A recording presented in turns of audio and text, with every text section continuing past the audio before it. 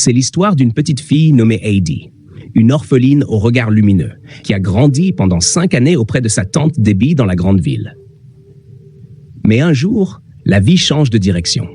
Debbie obtient un nouvel emploi à Francfort, une opportunité qu'elle ne peut refuser. Seulement, un problème se dresse. Elle ne peut pas emmener Heidi avec elle. Après de longues hésitations, le cœur lourd, Debbie décide de confier l'enfant à son grand-père Albert, un vieil homme vivant seul, haut perché dans les montagnes de Suisse. Les voisins la préviennent. Albert est connu pour son mauvais caractère et son tempérament d'ermite. Mais Debbie n'a pas d'autre issue. Un matin, elle prend la petite fille par la main et s'engage sur le sentier escarpé. L'air frais de la montagne caresse le visage d'Heidi et un sourire se dessine aussitôt. Elle retire ses bottes trop lourdes, défait son manteau et se met à courir dans les prairies verdoyantes, riant aux éclats. Debbie la rappelle doucement à l'ordre, mais la fillette continue, insouciante, émerveillée par la liberté qui s'offre à elle.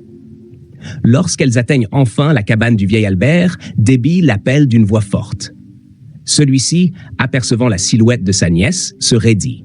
Il répond avec froideur qu'il ne veut pas d'une enfant chez lui, qu'il a renoncé depuis longtemps à la compagnie des hommes. Heidi, intimidée, baisse les yeux sans oser parler. Debbie le supplie, expliquant qu'elle n'a pas d'autre solution, mais Albert reste sourd à sa détresse. Alors, elle fait mine de repartir avec la fillette. Puis, profitant d'un moment d'inattention, cache Heidi derrière la cabane et murmure « Attends-moi ici, ma chérie ». Sans se retourner, Debbie s'éloigne rapidement dans le sentier. Quand Albert découvre la ruse, sa colère éclate. Il crie son nom à travers la vallée, mais Debbie est déjà trop loin. Furieux, il rentre dans sa maison et claque la porte, laissant Heidi seule dans le froid du soir. La petite, transie et effrayée, ne trouve d'abri que dans la petite étable voisine. Elle s'y blottit dans la paille, aux côtés des 2 chèvres d'Albert. C'est là, au milieu du silence et du souffle chaud des animaux, qu'elle passe sa première nuit dans la montagne. À l'aube, Albert sort et découvre la fillette endormie dans la paille. Il ne dit rien. Il traite le lait des chèvres, le verse dans un bol et le lui tend sans un mot. Tout le jour, il s'affaire à ses tâches comme si elles n'existaient pas. Le soir, la voix douce d'Heidi brise le silence. « Grand-père, où vais-je dormir ?» Il répond sèchement. « Où bon te semble ?» Alors, la fillette grimpe à l'échelle qui mène à l'étage et découvre une petite pièce sous les combles, avec un lit de paille et une fenêtre ouverte sur les étoiles. Heidi s'y installe, heureuse. Ce soir-là, elle s'endort le cœur léger, bercée par le vent et le ciel immense. Le lendemain, un jeune garçon arrive en conduisant un troupeau de chèvres. C'est Peter, l'enfant du village, chargé chaque jour de les emmener paître sur les hauteurs. Albert lui confie aussi ses 2 chèvres et ajoute « Heidi ira avec toi. » Qu'elle apprenne à vivre ici. La fillette saute de joie. Albert lui prépare un petit panier avec du pain, du fromage et de la viande séchée, puis la regarde partir en courant derrière Peter. Là-haut, entre les pâturages et les fleurs sauvages, Heidi découvre la vraie liberté. Elle rit, court, ramasse des fleurs, s'émerveille du monde. Peter la regarde faire, amusé et touché par tant d'innocence. Le soir venu, quand elle rentre, son visage rayonne de bonheur. Albert, silencieux, observe ce changement et sent quelque chose se réveiller en lui. Les jours suivants, le lien entre eux devient plus doux, plus tendre. Un matin, le vieil homme travaille le bois avec application. Le soir, Heidi découvre une petite chaise taillée pour elle, placée à côté de la sienne. Albert pose sa main sur sa tête et murmure « Tu vivras ici désormais ». Heidi éclate en sanglots de joie et se jette dans ses bras. Pour la première fois depuis des années, Albert sourit vraiment. Le temps passe. Heidi s'épanouit dans la montagne, passant ses journées à courir avec Peter, à rire, à respirer l'air pur. Son grand-père, autrefois solitaire, retrouve goût à la vie. Mais l'hiver approche. La neige recouvre les sentiers et Peter part quelques mois chez sa grand-mère pour suivre l'école. Heidi ressent le vide. Pour la distraire, Albert lui sculpte une petite hirondelle en bois, puis lui fabrique une luge solide. Tous 2 glissent sur les pentes enneigées, leur rire résonnant à travers la vallée. Les saisons passent. Heidi a maintenant 8 ans. Un jour, Debbie réapparaît au détour du chemin, vêtue d'un manteau élégant. Heidi, surprise et ravie, court vers elle. Mais Albert, lui, reste immobile, sans sourire. Debbie explique qu'elle vient chercher Heidi. Un riche couple de Francfort souhaite la prendre sous son aile. Là-bas, elle pourra aller à l'école, porter de beaux habits et avoir une amie de son âge. En entendant cela, le cœur d'Heidi se serre. Entre la promesse d'une nouvelle vie et l'amour simple de la montagne, elle sent déjà que quelque chose en elle va se briser. Heidi ne voulait pas quitter la montagne. Elle aimait trop ces collines silencieuses, la cabane de son grand-père et le vent qui passait entre les pins. Mais ce jour-là, la tension monta entre Albert et Debbie. « Non », déclara Albert d'une voix tranchante, « Heidi ne partira pas. Sa maison est ici, avec moi. » Debbie serra les lèvres. « J'ai toujours voulu son bien, dit-elle. Ici, elle vit isolée, sans école ni amis. En ville, elle aura une vraie chance. » Albert la fixa, les poings serrés. « Tu l'as abandonnée ici sans un mot, et maintenant, des années plus tard, tu veux la reprendre ? » « Non, cette fois, elle reste. » Les mots claquèrent comme des coups. La discussion dégénéra, et dans un accès de colère, Albert la chassa. « Pars d'ici, tout de suite. » Debbie tourna les talons, feignant la résignation. Mais une idée se forma déjà dans son esprit. Dès qu'elle fut hors de vue, elle emprunta un autre sentier pour remonter la montagne. Là, elle trouva Heidi en train de jouer près des chèvres, insouciante. S'approchant doucement, elle prit une voix mielleuse. « Heidi, ton grand-père veut que tu viennes avec moi en ville.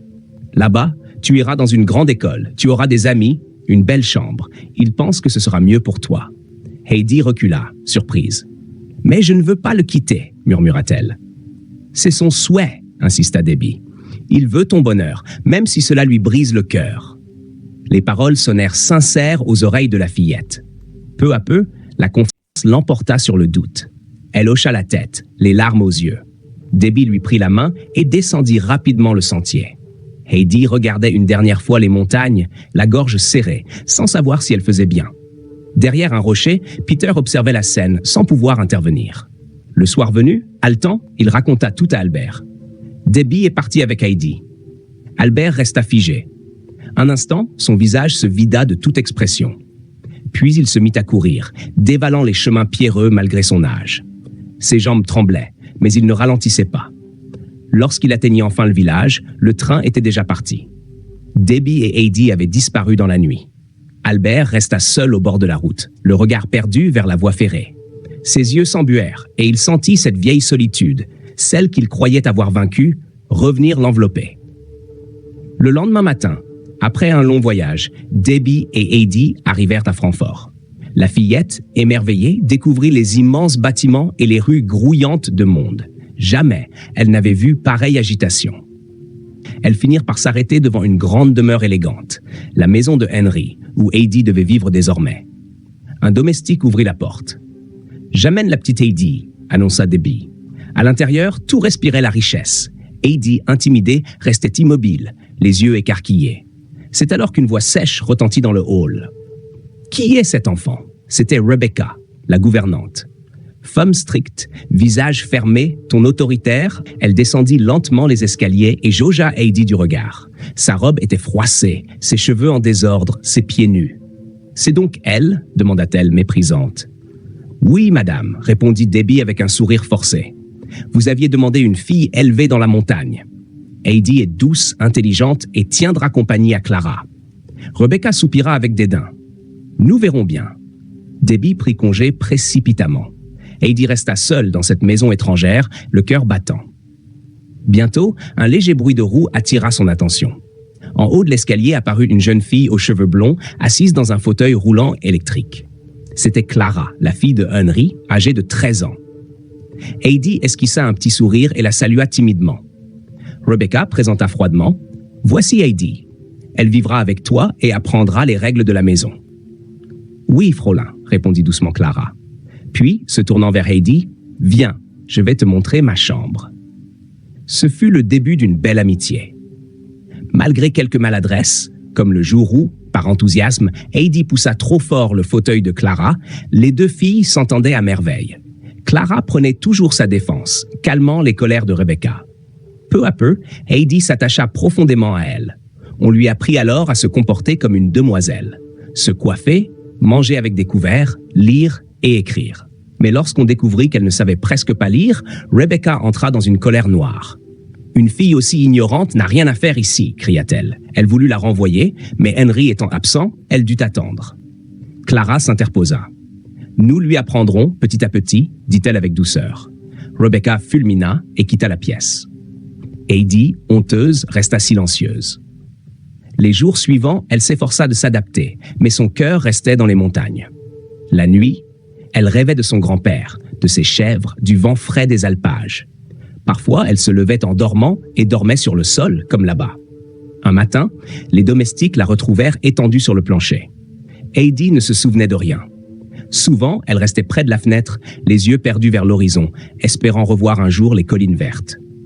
Un après-midi, elle lança soudain à Clara « Et si on sortait un peu ?»« Juste une promenade. » Clara hésita.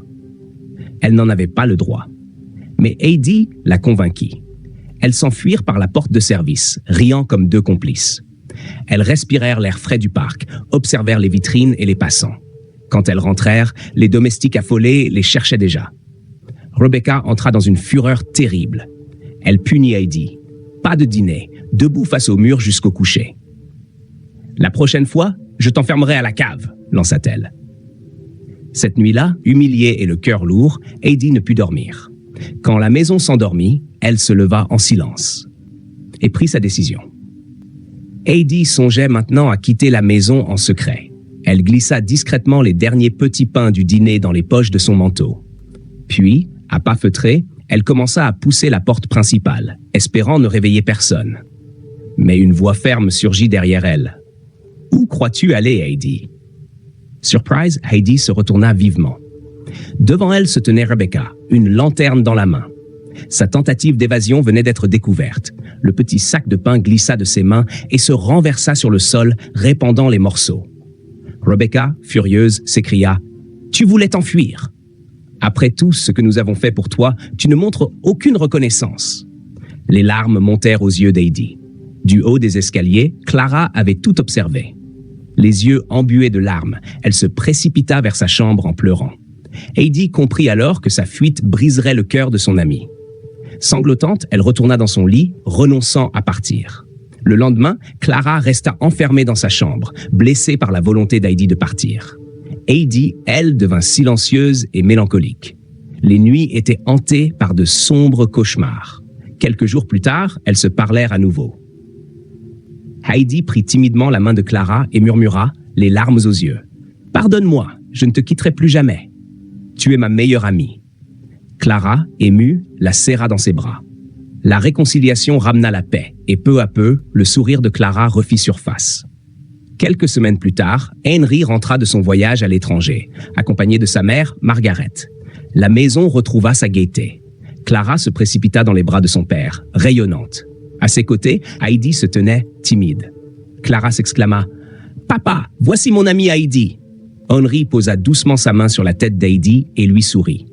Margaret s'approcha et la prit dans ses bras, transmettant à la fillette toute la tendresse d'une grand-mère. Les yeux d'Heidi se remplirent de larmes. Mais Rebecca ne tarda pas à se plaindre à Henry. « Cette enfant vient des montagnes, elle n'y connaît rien. Vous devriez la renvoyer. » Margaret intervint immédiatement. « Avant de juger, je veux apprendre à la connaître moi-même. » Ce soir-là, elle fit asseoir Heidi près d'elle et lui lut un conte. Puis, après un moment, elle s'arrêta. « À ton tour maintenant. » Heidi, intimidée, répondit « Grand-mère, je ne sais pas bien lire. » Margaret sourit. « Ce n'est pas grave, essaie. Si tu aimes les histoires, apprendre à lire te permettra d'en découvrir beaucoup d'autres. » Touchée par ces paroles, Heidi décida d'apprendre coûte que coûte. Margaret la guida avec patience, lui apprenant quelques mots. L'espoir brilla de nouveau dans les yeux de la fillette. Chaque soir, Heidi s'exerçait avec diligence. Mais bientôt, d'étranges bruits se firent entendre dans la maison. Des pas légers sur les escaliers, des portes qui grinçaient et se refermaient seules. Certains murmuraient que la maison était hantée. Rebecca, apeurée, priait chaque soir. Henry, sceptique, pressentait toutefois que quelque chose n'allait pas. Une nuit, il découvrit la vérité. Heidi, somnambule, ouvrait la porte principale et restait debout dehors, le regard tourné vers les montagnes. Le médecin annonça le lendemain. « Cette enfant souffre du mal du pays. Si elle ne retourne pas bientôt chez elle, elle risque de dépérir. » À contre-cœur, Henry dut accepter.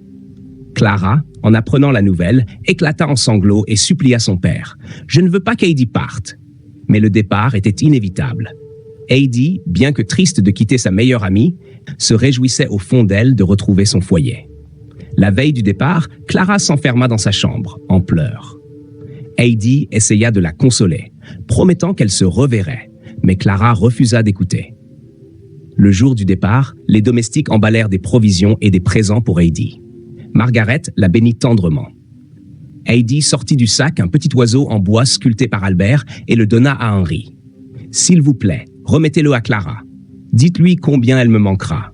Et promettez-moi qu'elle viendra un jour me voir dans les montagnes. » Henry, ému, fit la promesse. Dans le train, Heidi fit signe à tous jusqu'à ce que la gare disparaisse derrière elle. Rebecca poussa un soupir de soulagement. Enfin, la maison retrouverait son calme. Clara, à la fenêtre, pleura longtemps, mais garda espoir de revoir son amie. Après un long voyage, Heidi retrouva enfin son village de montagne. À peine descendue du train, elle courut pieds nus sur l'herbe. Elle se précipita d'abord chez son ami Peter, laissant sa mère bouche bée. Elle retrouva ensuite sa grand-mère aveugle, déposant entre ses mains les pains frais qu'elle avait rapportés. Des larmes de joie coulèrent sur le visage ridé de la vieille femme. Radieuse, Heidi grimpa vers le sommet de la montagne, où se trouvait sa cabane. Sur le seuil, Albert l'attendait, scrutant l'horizon. Soudain, il aperçut Heidi courant sur le sentier. Ses yeux s'écarquillèrent. La fillette se jeta dans ses bras, criant « Grand-père, je suis rentrée !» Le cœur d'Albert se fondit d'émotion. Des larmes roulaient sur ses joues tandis qu'il serrait Heidi contre lui. Après des mois de séparation, leur bonheur était intact. La vie reprit son cours, joyeuse et paisible. Heidi jouait dans les prairies, s'occupait des chèvres et aidait son grand-père. Elle écrivait régulièrement à Clara, partageant les histoires des montagnes et l'invitant à venir. Enfin, le jour tant attendu arriva. Clara et Margaret, après plusieurs lettres échangées, décidèrent de visiter Heidi. Par un matin radieux, elles arrivèrent au village. Heidi, en les voyant, bondit de joie et serra Clara dans ses bras. Margaret demanda à Albert si Clara pouvait rester, et il accepta chaleureusement. Clara découvrit alors la vie simple et pure des montagnes. Sentir la lumière du matin, se promener dans les prés avec les chèvres, dormir sous un ciel étoilé. Une joie que la ville ne lui avait jamais donnée. Peter, jaloux, fit un geste maladroit et renversa le fauteuil roulant de Clara. Albert comprit aussitôt et réprimanda Peter sévèrement. Pour se racheter, Peter aida Heidi à soutenir Clara, lui apprenant peu à peu à marcher. Grâce à leur soutien, Clara retrouva la force de ses jambes. Quelques semaines plus tard, Margaret et Henry vinrent chercher Clara. Inquiet au départ, Henry vit sa fille se lever et marcher, et la joie le submergea. Il remercia Heidi du fond du cœur pour ce miracle. Avant de partir, Margaret offrit à Heidi un joli cahier et un stylo. « Tu aimes écrire, n'est-ce pas? Voici ton journal. Écris tes histoires et écoute toujours ton cœur. » Heidi serra le cadeau contre elle, émue. Clara la prit une dernière fois dans ses bras. « À très bientôt. » Et ainsi se termine l'histoire d'Heidi, la fillette qui retrouva sa maison, ses amitiés sincères et la liberté de vivre. Heureuse auprès de son grand-père et de Peter, elle écrivit chaque soir les premières lignes de ses rêves.